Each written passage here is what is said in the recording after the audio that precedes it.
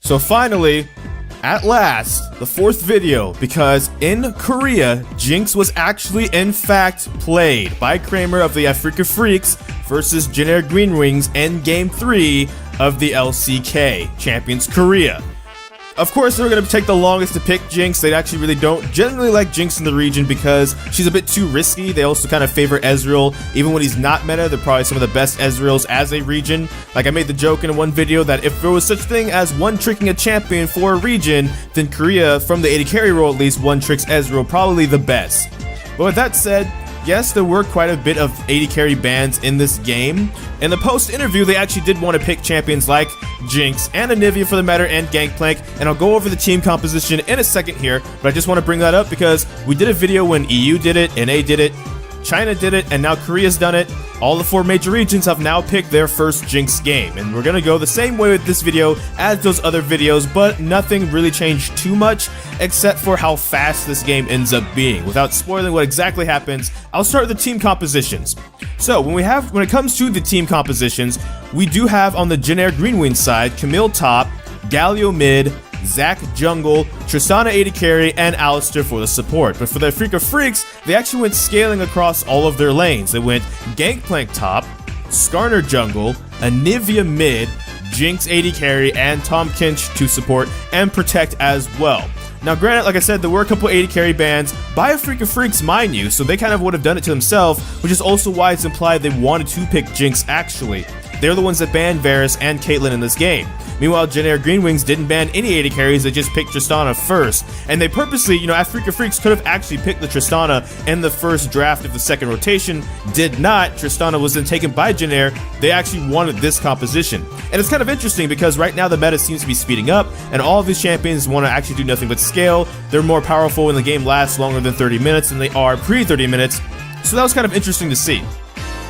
When it comes to builds and summoners and runes, that's also kind of standard a bit as well, heal and flash. When it comes to runes, now fleet footwork into, of course, sorcery with the Gathering of the Storm and all of that. So nothing really changed that much there either. What kind of does change a little bit when it comes to build path is both the Jinx and the Tristana, for the matter, rush static shiv. There isn't actually a lot of action bottom lane for the most part of this game. It is one of those games where if you are a Jinx player, your Skarner jungler popped off and got your Gangplank fed early, got your Anivia fed as well. So now these two late game scaling champions are going to be a lot more powerful in the mid game. All you really have to do is farm to get your items and you'll be on your way too. They do have a BF sword as well as boots, mind you, as well.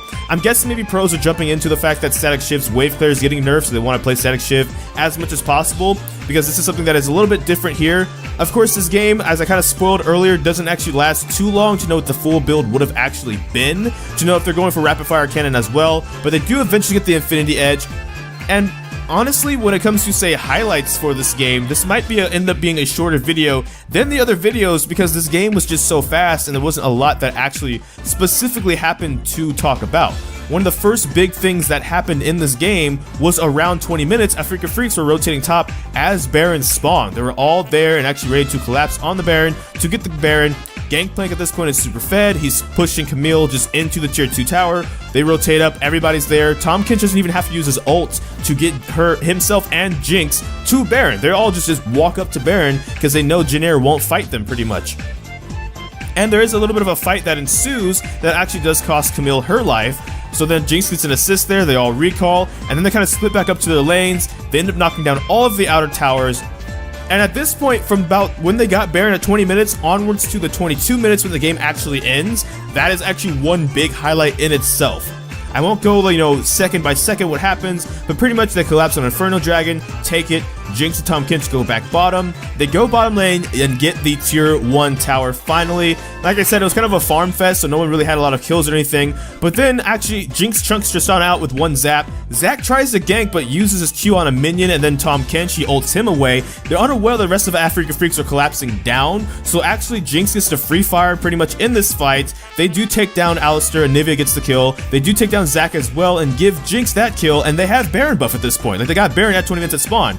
Top lane, meanwhile, Gangplank is still split pushing, and he's actually going to take the tier 2 tower. Camille tries to fight him, and it doesn't go that well. At this point, Gangplank is just too far ahead. Jinx will take the tier 2 tower bot lane while Gangplank 1v1s the Camille. She tries to ult him to maybe see if she can do anything with the Galio coming in as well. He actually just takes out Camille, and Galio decides he doesn't want this fight. Gangplank has Baron buff, and bottom lane, they've now taken the base tower, they're taking the inhibitor, and they're not stopping. They're snowballing at this point. All late scaling champions that now have a lot of farm, gold, and power, they're just going for the base right now. They take the tier 1 tower, Gangplank decides to TP in, and the fight doesn't really kind of break out. Like, Galio backs away, takes too much damage, Zac tries to engage, but Gangplank will TP in and actually just take out Tristana, so they don't even have any DPS. Zac will almost go down, Alistar will pulverize to try and maybe disrupt the team, but then the Zac will go down as well, Alistar will go down as well to Jinx. They'll finally take the last tower. Galio's just bullied on his fountain and cannot do absolutely anything, and the game will just kind of end at about,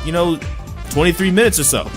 The Nexus goes down. That's kind of it. And it was kind of interesting because these were all late scaling champions who the win condition you thought was going to be like late game team fights and such like that. But because of the way Skarner impacted the map and got Gangplank rolling, he gets split pushed so hard that Camille and like the combo they want to do with Camille and Galio, which is Camille goes in, ults and locks someone down. The Galio ults in from, wherever he is and slams down on top of them and just locks out a target and destroys them like a Jinx, so you think you wouldn't draft Jinx into this comp that also has a Zac, mind you, so they can do it with the Zac as well.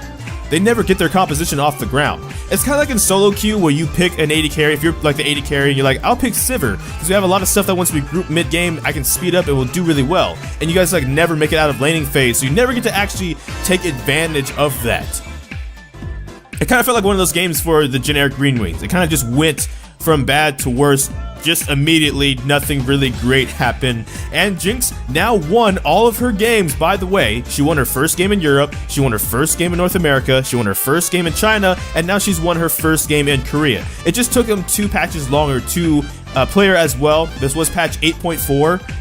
And as you know, the LCS is actually now going into 8.5 this weekend. Korea is at least 1 patch behind, but it was nice to see. One of the things to note is Kramer as a player.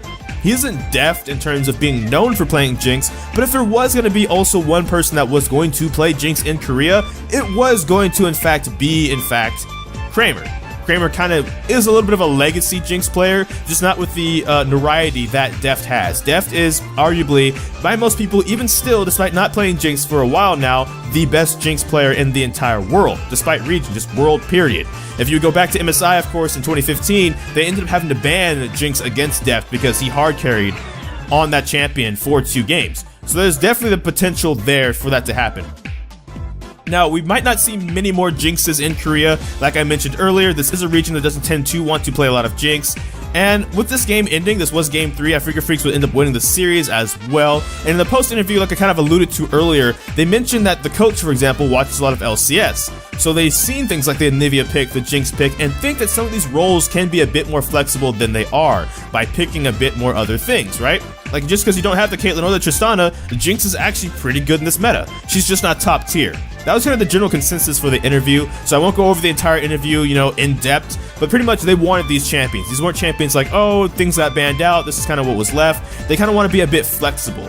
That was the kind of feeling I got from the interview and some of the answers that were being told, is that they kind of want to be able to pick, at least 5 or so things per role. And like Jinx and Anivia are some of those things that, especially with the Archangel's changes, Anivia is really good right now. Jinx has been good since the 8.2 changes. She's just not going to beat maybe a Tristana or a Xayah for the top spot as an AD carry. However, in solo queue, she is actually in the top spot, mind you. So, she might actually be on the ropes for getting nerfed soon. It's kind of it is a little bit of a red flag when she does make it to Korea, because that might be a sign. They really just don't like playing Jinx, so if she's made it to Korea, that might be a sign that maybe she is actually kind of low-key pretty powerful. I'm going to hope this isn't the end that we see Jinx in Korea. Korea has some of the best AD carries in the world. I'd love to see more Jinx out of Korea. Probably not more than, NA and EU, who have now played Jinx a couple more times as well. But that's all for this video. A little bit of the highlights, the builds, stuff like that, so we can discuss it a bit more depth in the comment section down below. But now that we've seen Jinx in all 4 major regions, she's won all of her games, the build's not differentiated that much. Do you think Jinx will then have as much as an impact in the rest of the season, or do you think meta shifts will kind of either do her good or do her bad? That's the question I'll leave you guys on, but thank you so much for watching this video if you did. Feel free to like, comment, and subscribe as well, but I don't know which video will be next, because life be quite a mess. So until next time, take care from the Fire God AFS. Thank you for watching.